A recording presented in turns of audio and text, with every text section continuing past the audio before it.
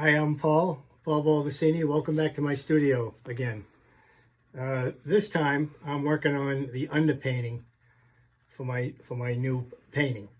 And basically I do two paintings. I do an underpainting, and when that's done, I begin the overpainting, which is the final part of the process. The reason I do an underpainting, well, there's many reasons, but it's very important to establish a solid foundation, in my opinion, before you start your overpainting.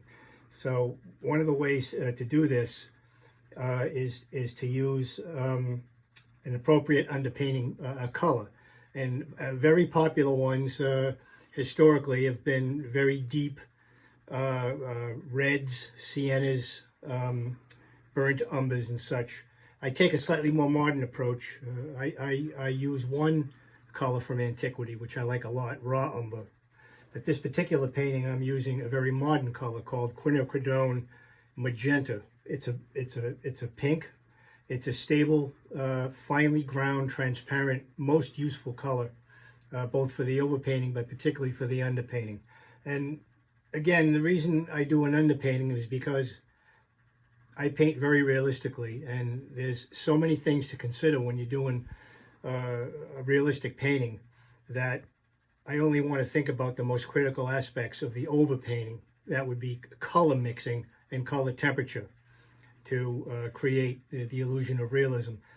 So I like to get certain things out of the way first: the design, the composition, the drawing, and a value study. And that's what an underpainting does. So that way I can purely on the most critical parts of the painting, which is value matching and color mixing. So I've already started it here, as you can see, and the underpainting works for me very much like a watercolor. I was painting in watercolor long before I was an oil painter.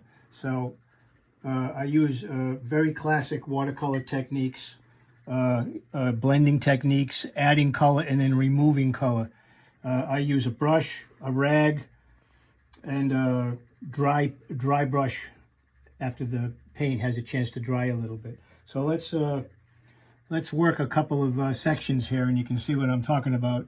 I'll work on this petal right now. So here's my big pile of Quinacridone Magenta down below, and I'm just kind of brushing this on the entire shape to start in this particular petal.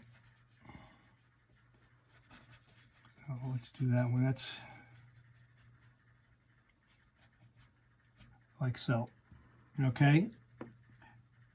And then I'm going to move on. I'm going to let that dry for a bit, and then I'm going to move on down here to this shape, part of this background. And I'm just going to bring all this in. I'm using a pretty big brush right now. I have bigger ones, but it's about as big as I usually go. And I'm moving pretty quick. There's nothing critical here. This is all out of focus stuff anyway, so it's kind of abstract patterns. It doesn't have to be perfect.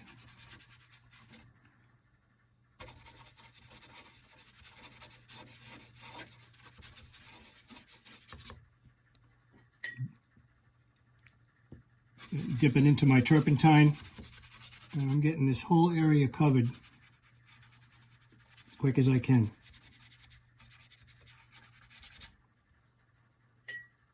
So we'll go that far. And we'll let that set up for a minute.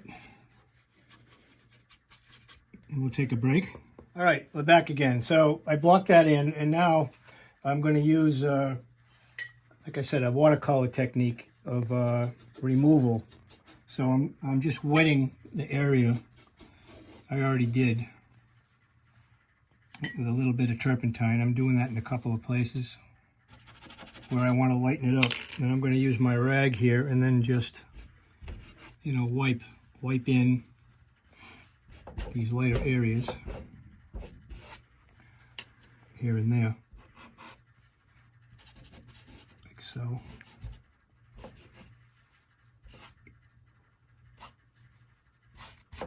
And like so. And then I got to squeeze out some more paint.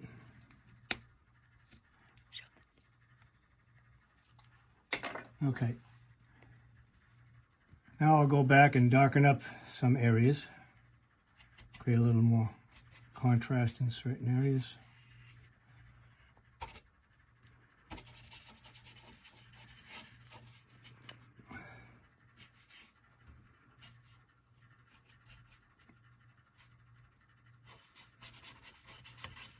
Alright, so I laid that in. Now I'm using a blending brush. This is an old, actually it's over 30 years old. It's a extra long filbert. Can't find them anymore. These are my most useful brushes. And I'm just blending all of this in.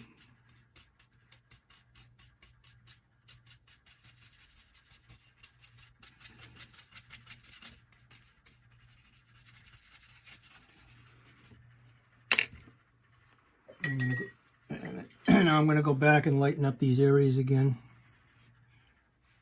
and pull them out with the rag.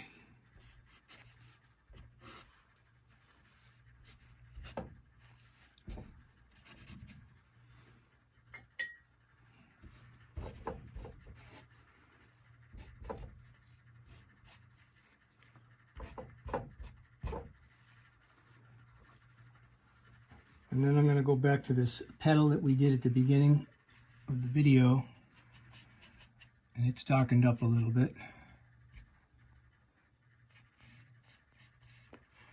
And paint that in and blend it a little bit.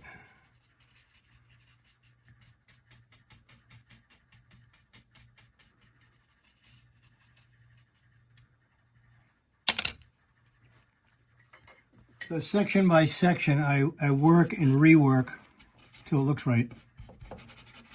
And if you wonder what I'm working from, it's right here. That's my reference image right there. I keep it up there where I can constantly refer to it. So here I am using the rag again, putting in some little final touches. And that pretty much defines my background shapes. Now, even though I'm going to be painting this over, I like to come back and clean my edges up a little bit.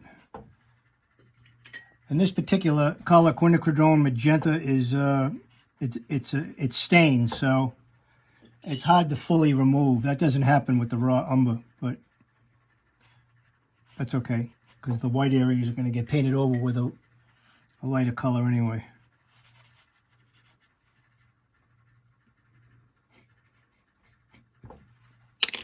So that's pretty much it for now. And I'll let this section dry, and then I'll move on to the next section, and I'll see you again soon.